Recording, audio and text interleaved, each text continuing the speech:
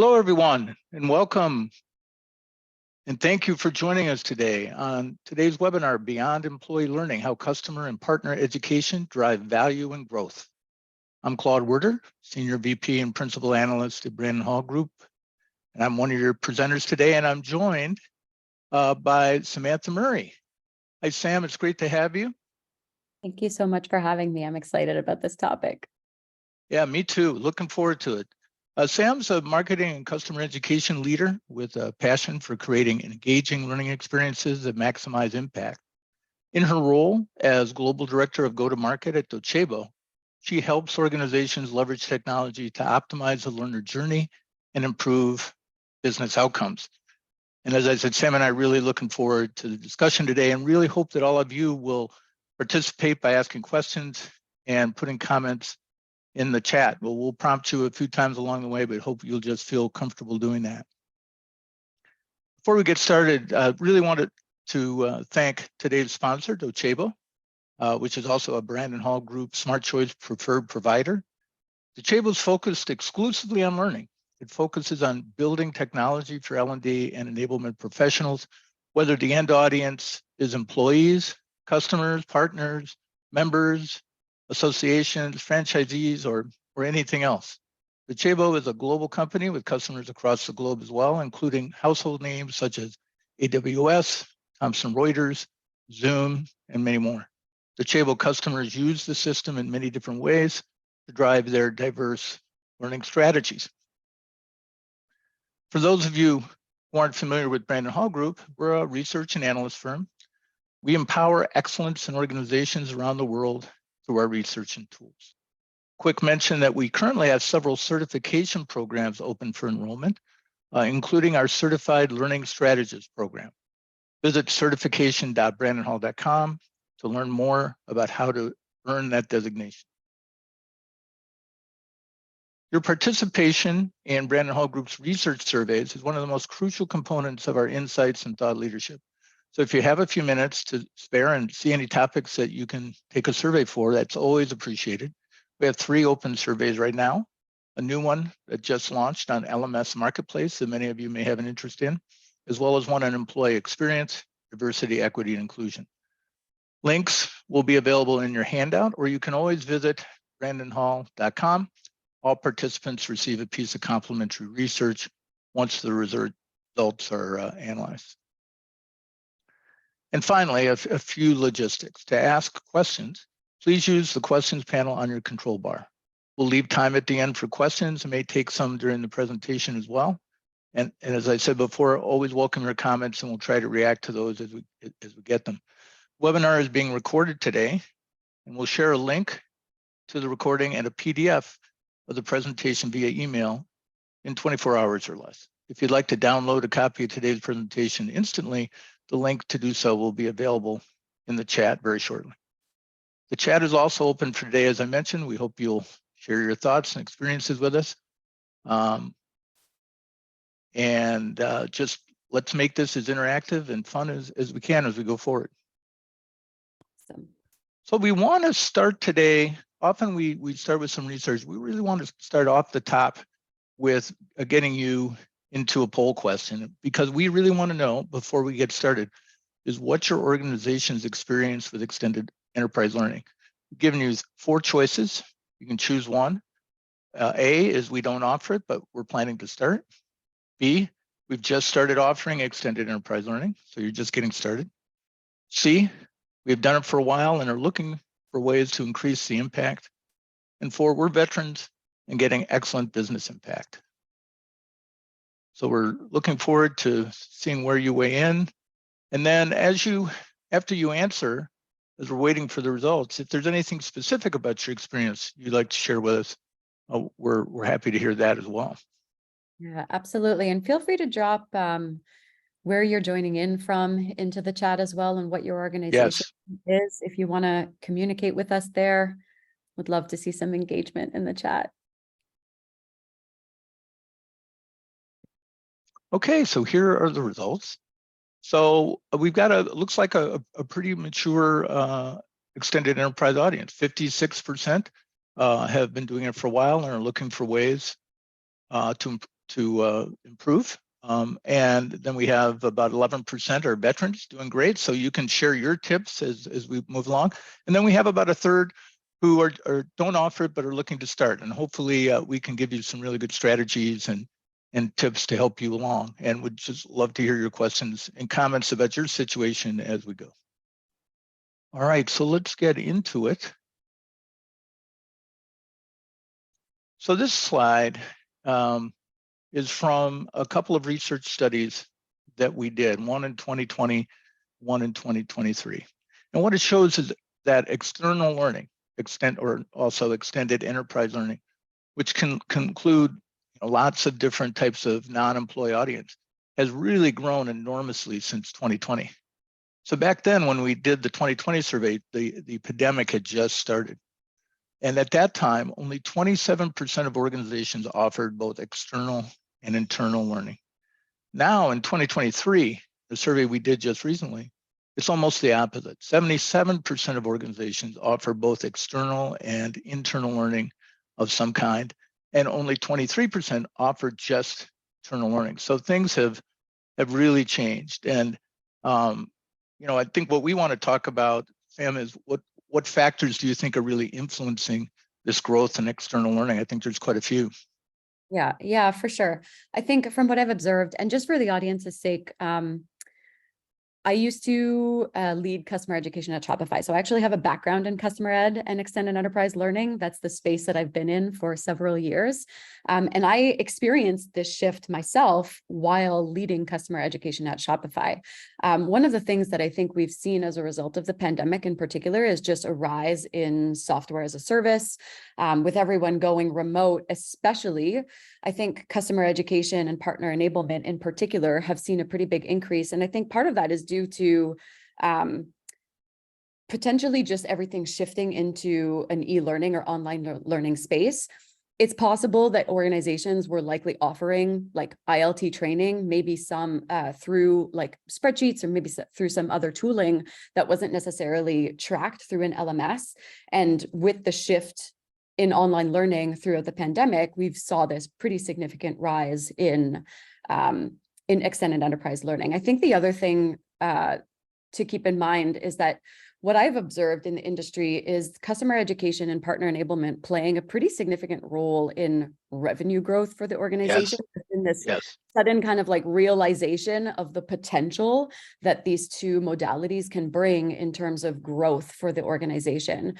We've seen this firsthand with many of our customers from 2020 and beyond in just leveraging these mechanisms to grow revenue, grow sales, grow brand awareness. There's so many different ways that you can leverage these training modalities to grow the business. And I think that's part of the reason why we're seeing such a significant rise or trending upwards of this extended enterprise learning.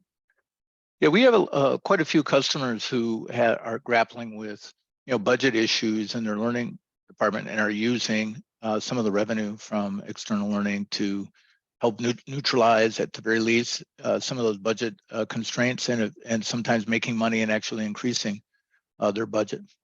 Totally. Yeah. And another thing, but before we get into this, another thing to mention there is that I think there's been a bit of a shift in the growth mechanism of organizations. So we've kind of shifted from, and there's a lot of different terms in the industry, right? Especially in SaaS, sales-led, product-led, customer-led, partner-led, whatever. All of these different ways of growing the business are all meaningful and offer value.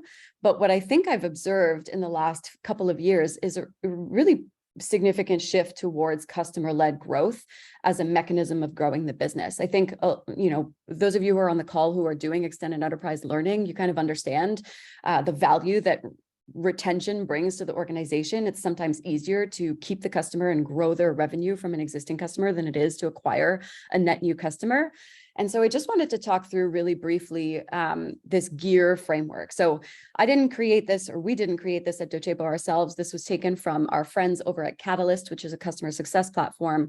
But I just think they've done such an incredible job of summarizing this through this GEAR framework. So bit of a business 101 lesson, in order to grow your business, you need to decrease cost and increase revenue. That's a no-brainer. But the role that customer education can play in helping to achieve this is actually huge. This is where the GEAR framework really comes in. GEAR stands for growth, efficiency, expansion, advocacy, and retention. And the GEAR framework really forces us to think about how to leverage customers to drive efficient growth for our organizations. With customer education, we can accelerate profitability by prioritizing revenue growth of existing customers instead of net new. And we can drive growth efficiency by reducing post-sale costs, right? With onboarding, product training, so customers are set up for success. We can also tap into net new revenue streams by targeting customer expansion through cross-sell and upsell activity. We can build brand awareness and advocacy in the market. We can try to mitigate churn and increase NRR by proactively educating customers. So these are all really incredibly powerful ways that we can leverage customer education to grow the business through a customer-led growth strategy. And the same thing applies for partner-led, right? Like, regardless of the strategy or the audience that you're training, the concepts here can apply to any audience that is external to your organization. It's a great way to think. I kind of equate this with kind of the focus on talent, internal talent mobility, right? It's easier and less expensive in many cases to grow the employees you have into new roles. And it's much easier to work with current customers and get them to refer you to people or grow them and upsell them over time. Exactly. It's a great strategy. So let's take a look at what the research tells us the extended enterprise learning can do. So this is from an extended enterprise learning research study we did at the end of last year. Actually, I think the results came out early in 2023. And this shows that when we ask people about how can it help your business, the top response is, as we've kind of been talking about, is improving customer relations and also increasing the awareness of brand, products, and services. And then you'll see there's a pretty big dip. There's a lot of other things that people think extended enterprise learning can do, but far less than the customer and the brand awareness. But we think there's great potential here. And we'll be talking about how you can build these different audiences through strategy and use of technology. But there's a great potential for generating revenue, increasing sales, and many other things that many organizations still aren't taking advantage of, even though they may have been at it for a while. Yeah. The thing that strikes me the most about this data, there's two things. One is, I think it's very evident that external education has the potential to drive impact across many different facets of the organization. And we'll speak to this a little bit later in the webinar around how to identify areas of opportunity within your organization, because I think it's important to be able to do that in order to drive some of these outcomes. The other thing that's really interesting to me is I'm seeing a lot of marketing related elements here, right? Like increasing sales, generating revenue, building demand and lead generation. I've observed a pretty significant shift in the industry, especially in customer education over the last several years. When I was leading customer education at Shopify, actually our priority number one was lead gen, education qualified leads over NRR and some of the post-conversion metrics, because we understood the value that it could provide in growing the business. And I think there's a lot of growth happening in that space. I think customer education professionals in particular are starting to recognize the opportunity that lies ahead in being able to leverage that for organizational growth. And that's often reflected too in the teams and where they report up into. Typically under the umbrella of customer success, but more and more, we're starting to see customer education teams report up into the marketing umbrella under revenue marketing, which is just really interesting. Well, I think the other thing about the lead generation and some of these other things too is learning professionals, learning teams try to build that partnership with the business for the internal learning and trying to create a closer partnership and be in alignment, which is usually a very difficult challenge for a lot of learning departments still. Being able to focus on lead and demand gen and some of these other revenue producing things really builds that partnership with the business, and it can carry into the internal part as well. Totally. So this talks about the external training audiences. And as you might suspect, based on the previous slide, is that by far the biggest audience right now is customers, followed by contract and contingent workers, and the other types of audiences, which could be resellers and sales partners, manufacturers and distributors, suppliers, associations, franchisees, all considerably less. And so we think obviously there's a big potential here. They can provide great dividends, but it depends on building specific business cases for each audience. And Sam, I think it really comes down to companies being willing to play detective and find problems and opportunities to address with external learning for different audiences. Absolutely. Yeah, it really boils down to specific strategy and kind of getting into the heads of your executive team and really understanding where the corporate priorities exist and making sure that your programs are laddering up neatly into those corporate priorities. I think one of the things that's really important here is, and you sort of alluded to this with the detective language, I think it's really important that teams figure out what the problems are within the organization. What are those areas of challenge that training and education can potentially help solve for? Maybe support tickets are really high inside your organization, and you might prioritize developing product training that specifically caters to like the top 5 inquiries that are coming in with your support team. You could also be experiencing some pretty big supply chain issues and lost costs because your manufacturers or distributors don't understand how your products are designed and made, right? And that can cause a lot of challenge.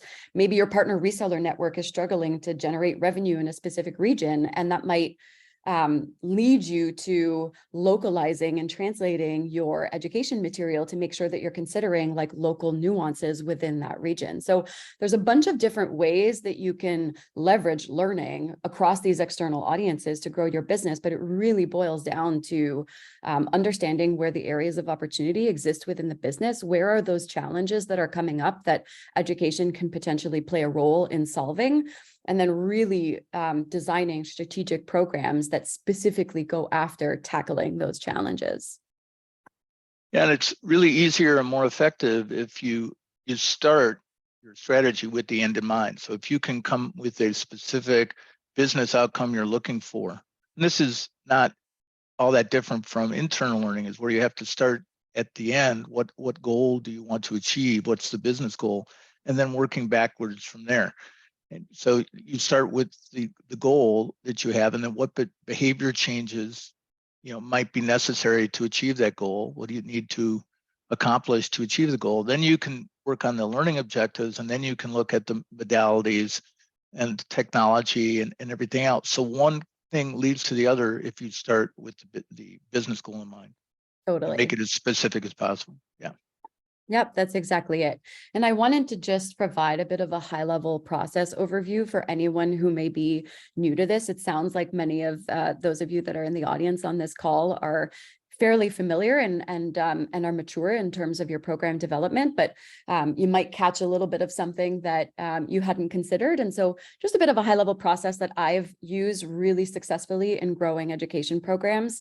Ensure that you have the right inputs from across your organization, right? So these might come from support tickets, search behavior across the digital properties, NPS and CSAT scores, your customer and partner advisory boards, survey results, your digital community. It doesn't matter. All of these different inputs are really important in helping you identify those opportunities, and then being able to design strategic programs that help to solve for the challenges within your organization, like I mentioned. And then to your point, Claude, I think the next step, and it's really critical and it's missed often by customer education teams and partner enablement teams, is actually going through the process of formulating a hypothesis on what you think the content or program is going to achieve from a business perspective. So if you know that you've got high support tickets, you might formulate a hypothesis that by creating content or a program on the top 3 support ticket inquiries, we're going to be able to reduce support tickets in those areas by X%, right? That's a really good way to start developing your programs, because you are considering the goal as you are developing the content. And then you can tie the learning objectives and outcomes for the learner to those specific outcomes that you're trying to drive for your business. And then the last step, which is really critical, is ensuring that you're personalizing the learning experience across your audiences. So especially when you're training customers and partners and manufacturers and all of these different external audiences, it can become pretty overwhelming for people to come into your university or academy and not know where to go to find the right content that applies to them. So ensuring that you have your user segments or learner segments really nailed down, that you have a solid idea of how that content that you've developed in stage 2 applies to a specific user segment. You really need to niche it down for this part of the process, and then make sure that you have a tool that allows you to actually personalize that experience. So using, in Docebo, you might use groups or branches in order to ensure that the learners that are coming in are seeing the right content that applies to their role, to the customer segment that they're in, to the products they've adopted, whatever it may be. Yeah, this is a great process, and really recommended thinking through it this way. Very simple 1, 2, 3 approach. That's it. So, And you can start small with this too, right?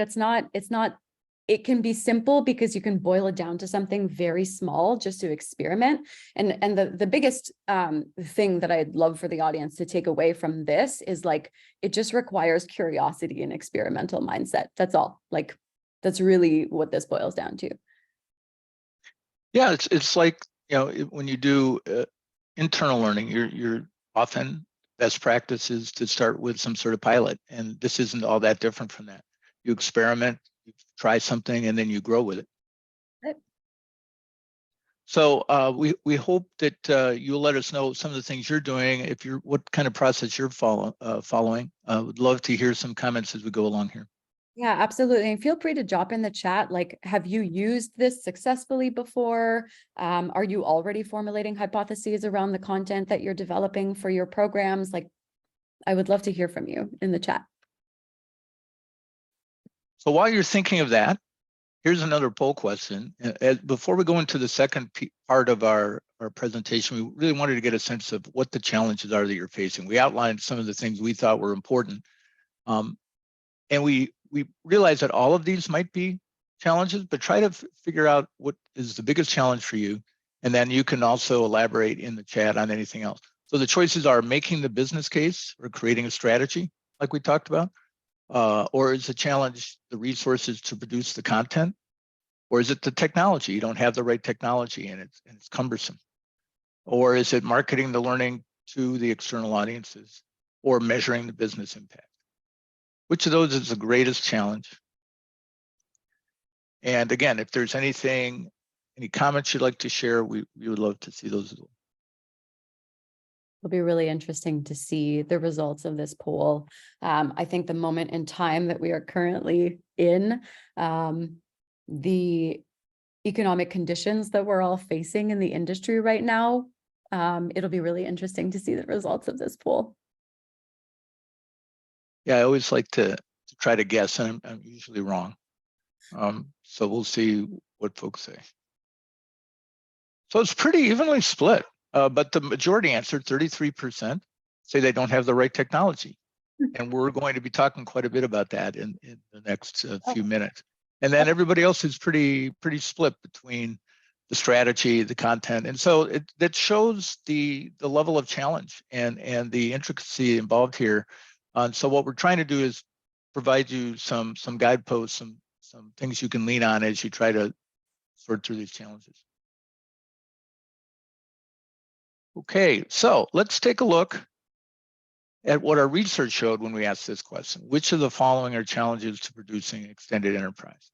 And there were about 7 that got a decent percentage of response, but the top 3 were pretty dominant, right? And one of them wasn't directly in the poll, but it was certainly part of part of my thinking in the questions is that there are a lot of organizational silos still, and people consider that the biggest problem. 54% said their biggest challenge is organizational silos, which can lead to difficulty with strategy, building the right content. It really can lead to all sorts of issues.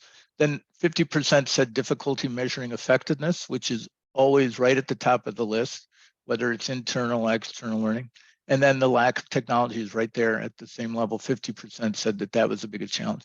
And there are some others, but these are the ones that are dominating. These are the ones that we're going to spend a little more time drilling down on. So Sam's got some best practices to help us along here. Yeah, I'd love to share. I'd love to share my perspective on this and some best practices that I've learned from the industry. And I think those top 3 challenges, and I think really all of the challenges on the previous slide and those that came as a result of the poll that we did, can all be sort of bucketed into these three buckets. So teams, processes, and technology. At the end of the day, these are the 3 kind of critical elements that you need in order to drive maximum impact with your learning programs. And the challenges that came up in the previous slide and that we tend to see, I see happening the most in larger organizations. So those team silos, right? The organizational silos that exist really start to happen as your organization grows and the complexity grows, your customer base and partner network starts to grow. And then what ends up happening is all of these teams are popping up to try to solve problems, of course, and no one's talking to each other. Everyone's kind of just like heads down, trying to like make an impact and try to figure stuff out, but no one's talking to one another. As the complexity of the organization grows, of course, processes start to break down as well. You might have processes that are suitable for, that medium stage of growth, but as you start to scale your business and as you start to expand and grow into new regions and you're going global, those processes tend to break down a little bit and you need to reintroduce new processes. And then the technology piece, I call this tech sprawl. It happens everywhere with every customer that I've seen. You've got 14 different LMSs, you've got an LXP, you've got all of these different tools that you're using to deliver training. And again, no one's talking to one another and all of these technologies are siloed. And so these 3 buckets are really super critical to address in order to continue scaling your business. And the way to do this is to review and evaluate the org structure that you have today and figure out whether it's conducive to helping you continue to scale. That doesn't mean that you need to reorganize your org structure and have all of the learning teams consolidated under like a chief learning officer. That's not what I'm suggesting, although that is a really good idea. But making sure that you have some mechanism for cross-functional alignment, that you've set up some kind of like regular cadence meeting where these leaders are coming together and learning from one another, leveling jobs and titles and roles across these different parts of the business, because that allows for cohesion in terms of what you're building and the impact that you want to drive across the different facets of learning in your organization. We have one client. Oh, I'm sorry. No, go ahead. So we have one client that's had a long time learning council that they've had for years. They were, I think, pretty early in developing cross-functional learning councils, and now they're focusing more on external learning. And so they've now developed sub-councils and brought more people into the cooperation across functions so that they have a different council for each type of external learning that they're doing. And so I think that's a great example of getting more people involved who are focused on particular areas and making sure that cross-functional cooperation is growing as your learning operation and your external learning is growing. Exactly. Yeah, that's exactly how we did it at Shopify. We had an education council. We met on a monthly basis, and that leads into the processes, which is like, especially in the external education space, there's a lot of overlap between what customers need and what partners need. Maybe your customer success enablement folks need, sales enablement needs, and so there's always opportunity to identify inefficiencies in the processes, especially around content production. When I went through this exercise at Shopify, I discovered a lot of redundancies and duplication in the content that we were creating.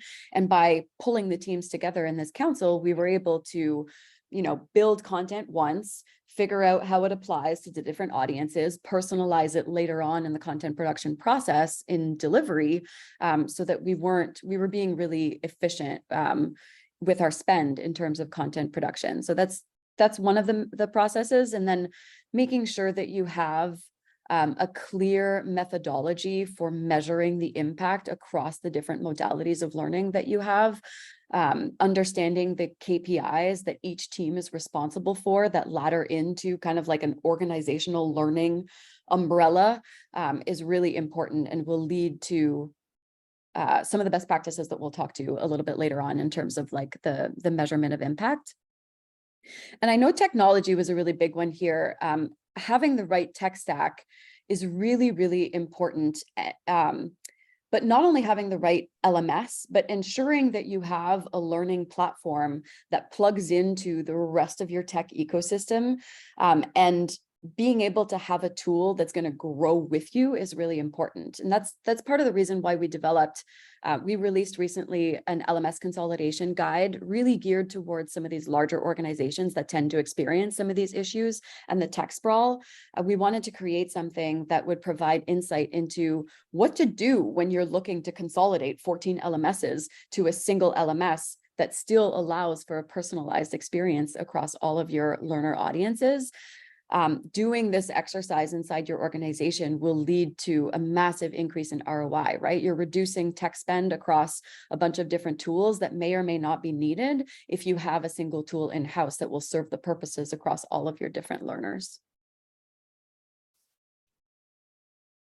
Great. Do we want to move on? Yes.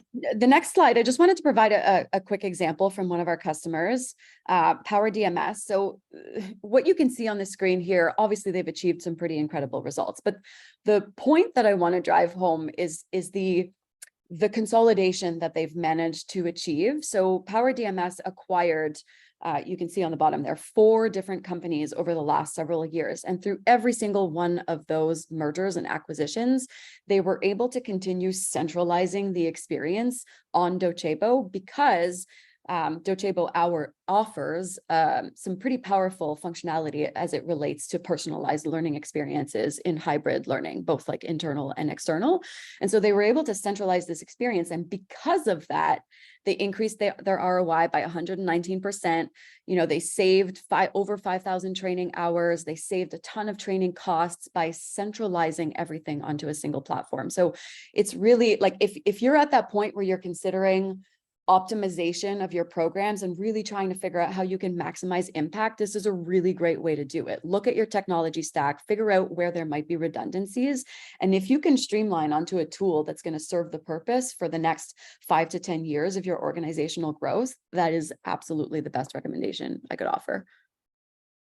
And this is where that teamwork and cross-functional cooperation comes in too, because everybody needs to be involved in that kind of decision, right? Exactly. So the teams and the processes and the technology all have a role to play in the success of like that kind of initiative. And we do go into that in the consolidation guide. So it's not just the LMS consolidation, but what are some of those best practices that you need to ensure you're considering if you're going to go through that kind of initiative, making sure that you have the right people at the table, that you've got your executive buy-in, that you have a clear understanding of the results that you want to achieve, or what is the overarching goal for that project.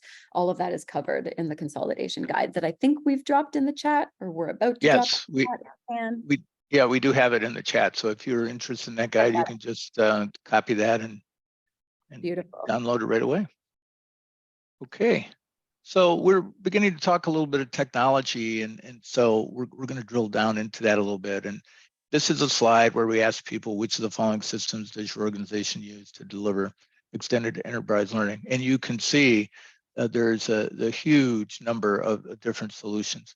Top row has obviously the highest percentage of organizations using these things, but it could be multiple, and it could be several LMSs, an LXP, a YouTube channel. Who knows what people are dealing with?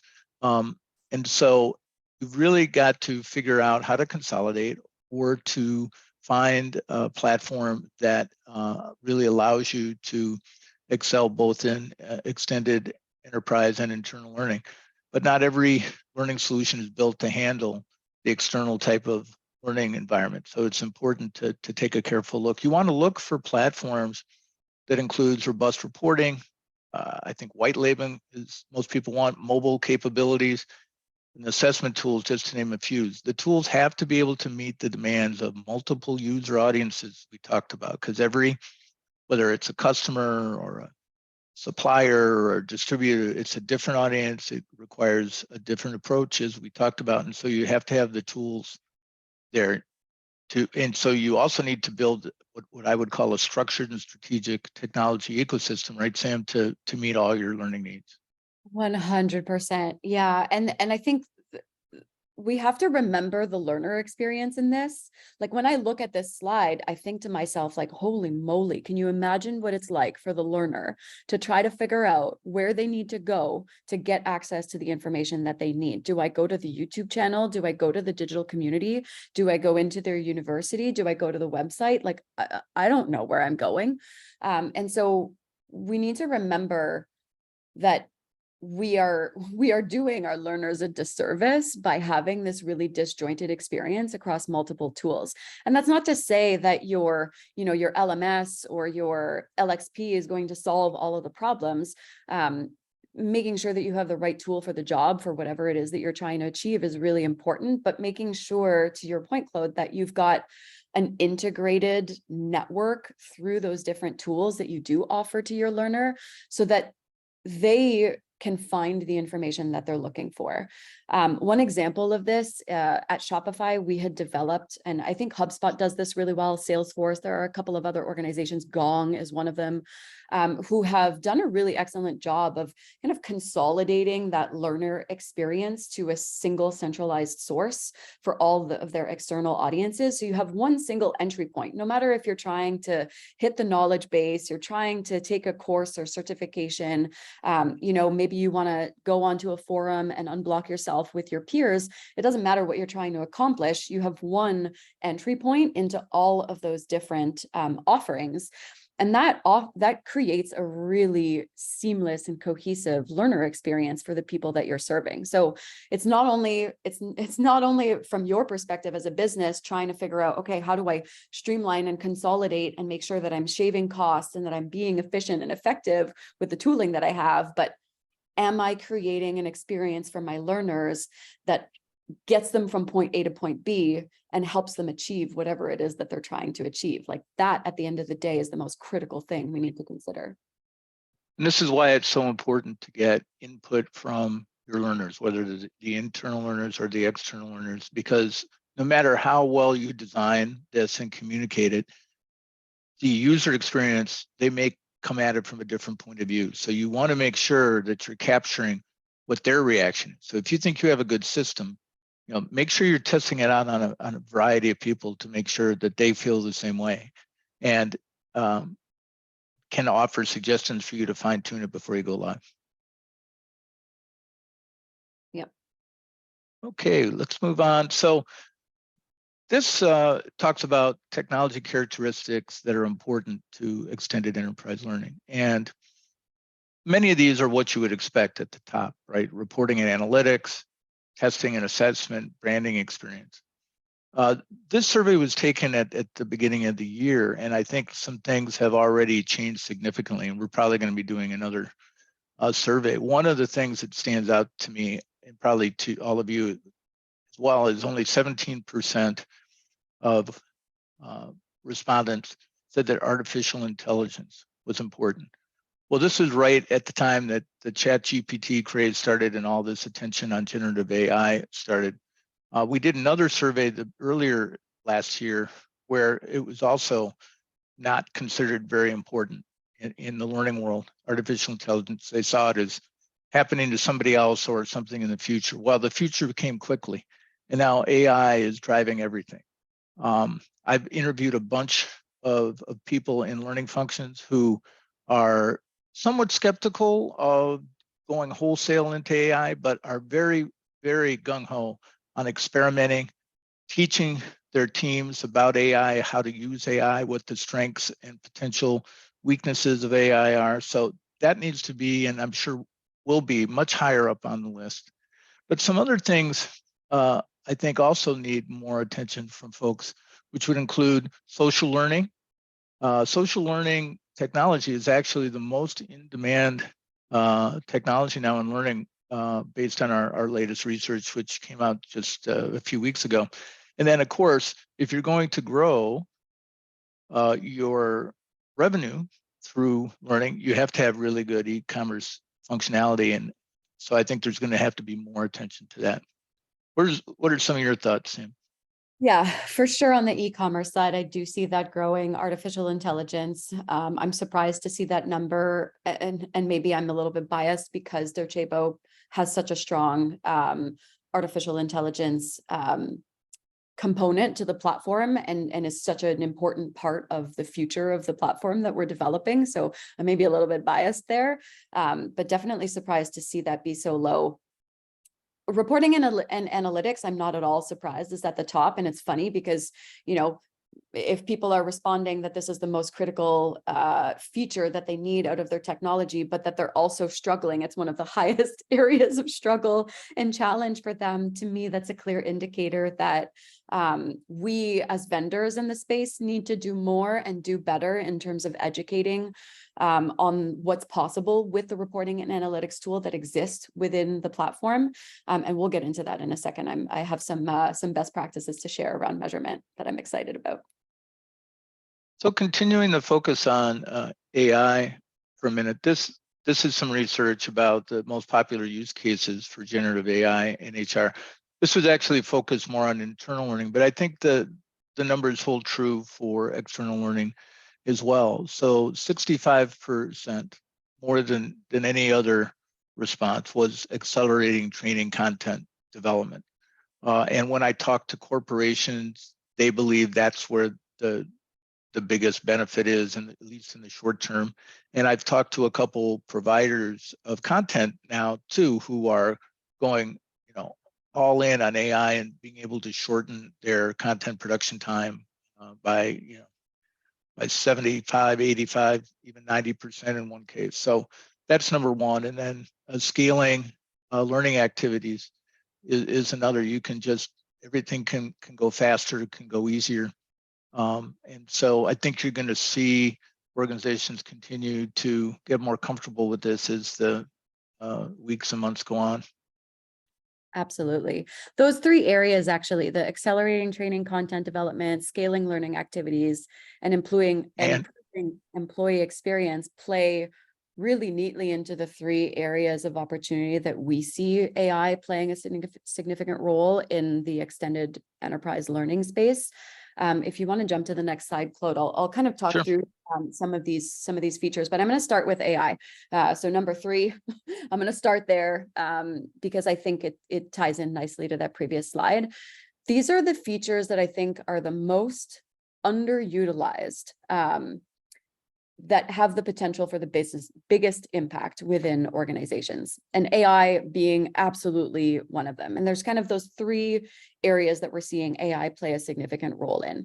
Automated workflows is one umbrella. So things like automated skills and content tagging, things that are going to simplify the life of the LMS administrator to automate processes that you would normally need to do manually. There's a really big opportunity there with AI that we're focusing heavily on in terms of our product roadmap. The second area is content creation. So that was first on the list in the previous slide there from the survey results. And absolutely, there is tons of gains to be made in terms of content creation and reducing the length of time it takes to create content, especially in the education or in the external education space. With employee training, you might be able to leverage content curators and aggregators for some of the content to help your employees, right? But on the external side, you can't do any of that. Everything has to be built custom. You're training your customers and your partners on your products, and you know your product best. So the need to build content efficiently at scale is really high. And one way that you can accelerate that is by leveraging AI. So we, of course, have a tool called Docebo Shape, which is an AI-powered content creation tool. You can basically load up any source, whether it's an internet source, a PDF, you name it. You load it up into the AI, and then it creates a course for you really, really easily. And so this is one of those ways where we are doubling down on. We want to make sure that we're creating really easy mechanisms to accelerate content creation for external education teams.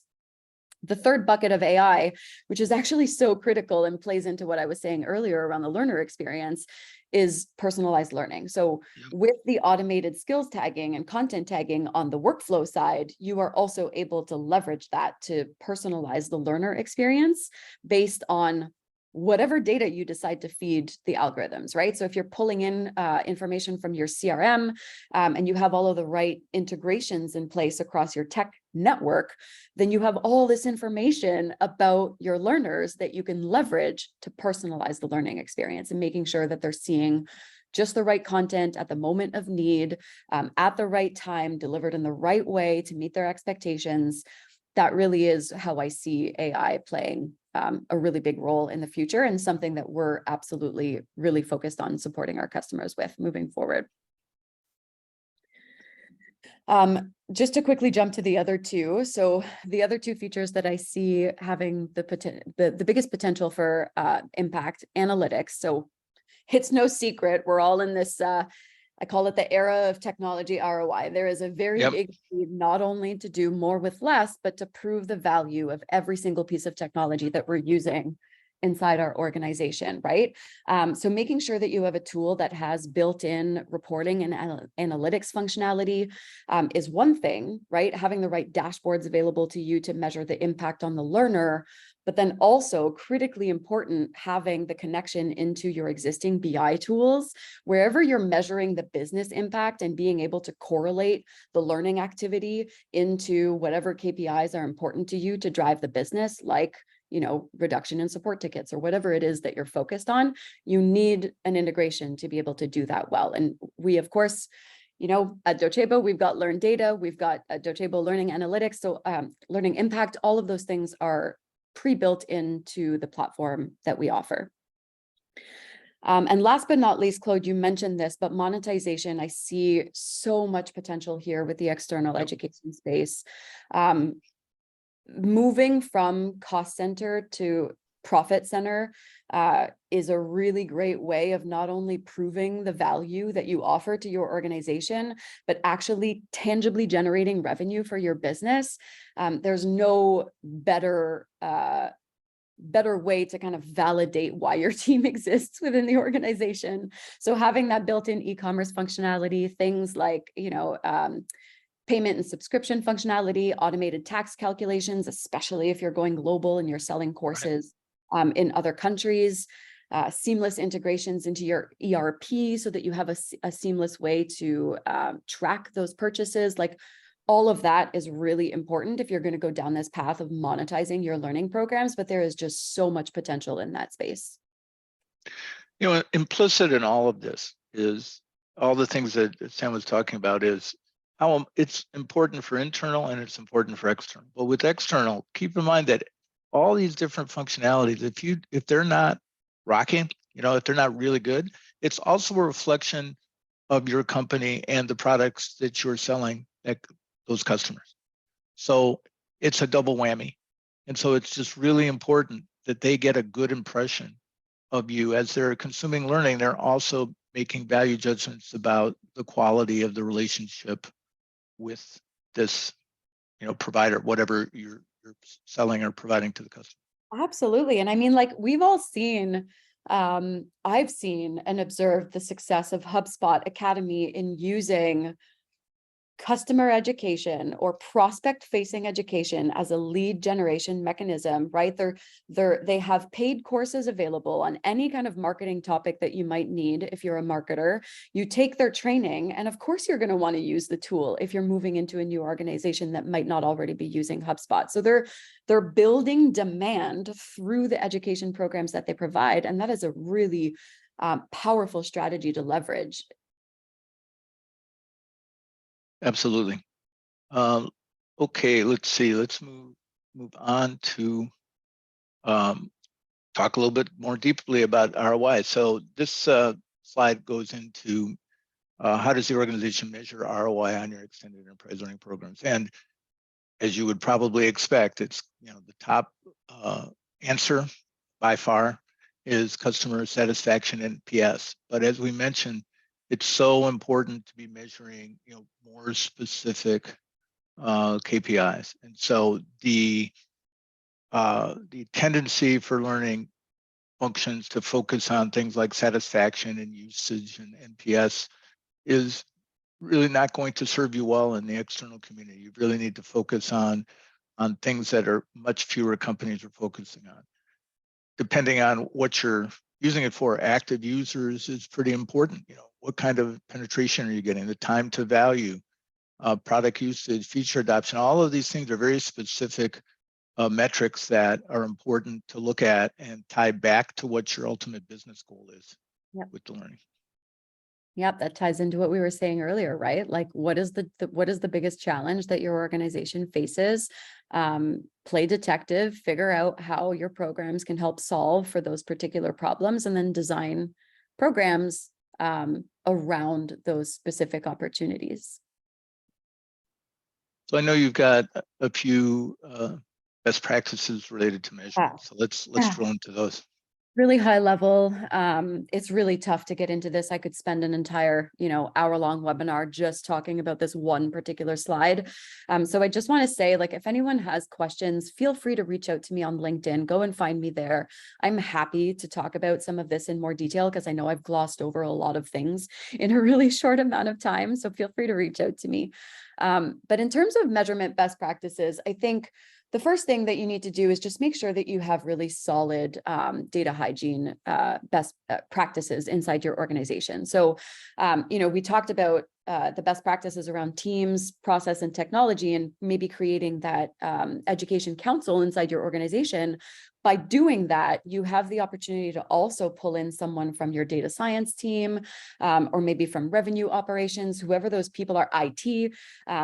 Make sure that you're pulling in the right key stakeholders and you have a really good idea of the specific KPIs that you're looking to measure impact on. So if you discovered that support tickets were a problem, make sure that you have a really clear way with the support of your IT and your revenue operations team to actually go off and measure that thing.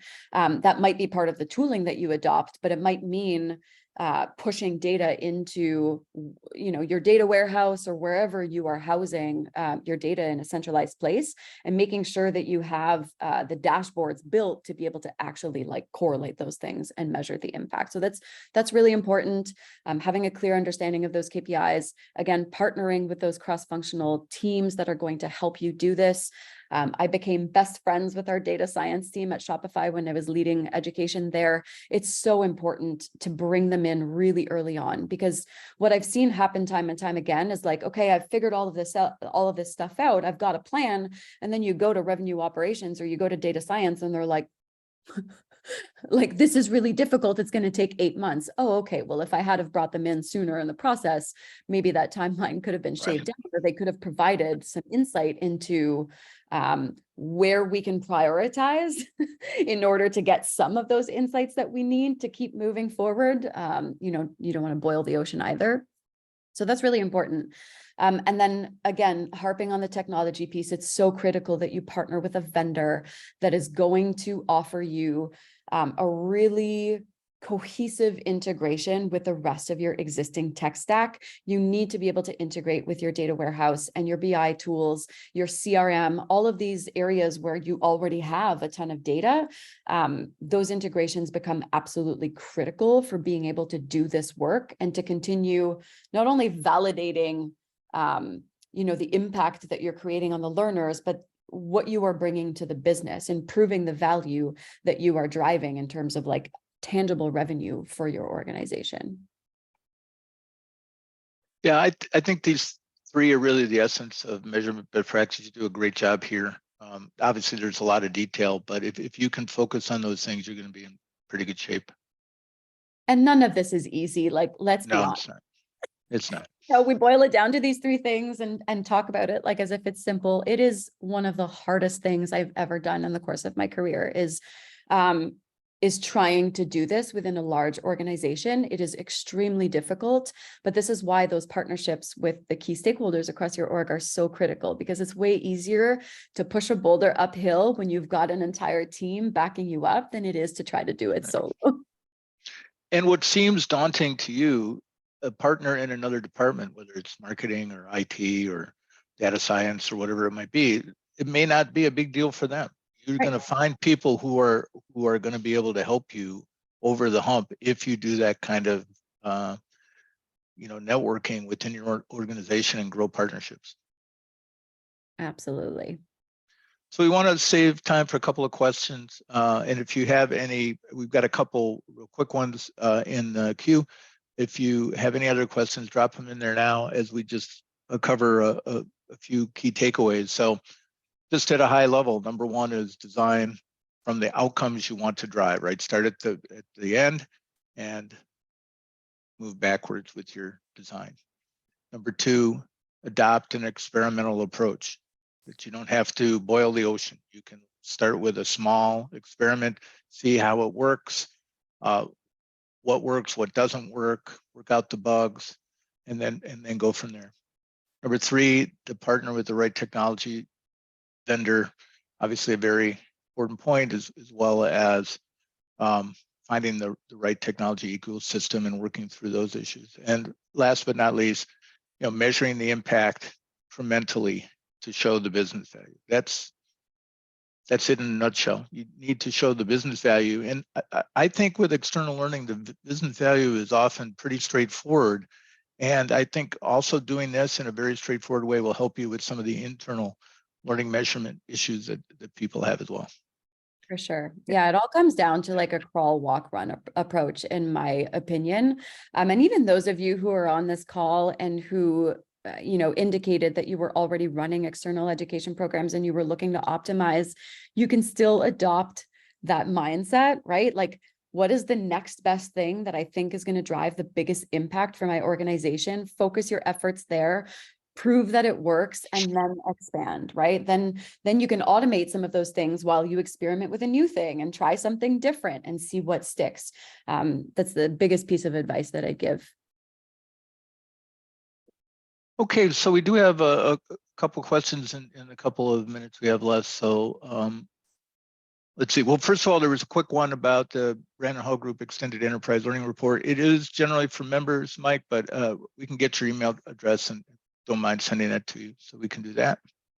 So you were talking about the tech stack needed to deliver training that extends beyond the LMS. So the question is, what are some best practices for integrating an LMS into an existing tech stack? And this person also wanted to know, how can I ensure and optimize customer experience? It's a big question, but do the best you can in two minutes. A big question in 2 minutes. But I kind of already alluded to some of this earlier in terms of the best practices, right? Like, focus on the learner experience first. What is it that you want them to feel as they're entering into this like education portal, right? Like, how can you design an experience for them that is going to help them achieve whatever goal that they have? You have to remember that these are people with their own goals as it relates to their career growth. They're just trying to get their job done. They need to be able to move fast and get unblocked in a moment of need. And so if you design from that experience first and you put yourself in the shoes of the learner, you can really focus on, okay, like, I've got this centralized experience. I'm going to pull together all of these different learning digital properties that exist into a single cohesive experience so that they have one entry point. And maybe that's where you start. Like, that alone is a ton of work to try to get done. Maybe you layer on a federated search tool that pulls search from across your LMS, your digital community, your website, all of these different things, your knowledge base, again, because the purpose is to just unblock your learner in the moment of need. And then just integrations. Like, at the end of the day, it's all just about making sure that you are working with vendors that have really robust integration capabilities. They have open APIs that you can, partner with your internal IT teams to design that optimal experience, and then go chat with your vendors and figure out how they're going to help you kind of pull all of that together into something really cohesive. And most critically is going to continue giving you the insights into how those learners are interacting with all of those different digital properties and what impact that's having on the business. Great answer in a short amount of time, and ending right at 2 minutes, man. right at the top of the hour. So we're going to have to leave it there. Sam, thank you so much. Really appreciate it. Love the discussion. I hope all of you did too. And thank you all for taking time today, spending some time with us in your busy workday. I know everybody's flat out at this time of year, and people on vacation you're probably filling in for. So appreciate you taking the time. We look forward to seeing you in another Brandon Hall Group webinar very soon. Have a great rest of your week. Sam, thanks again. Thank you to Docebo for their sponsorship. And we'll see you all on another webinar. Thanks, everyone. Thanks, Bye-bye now. everyone.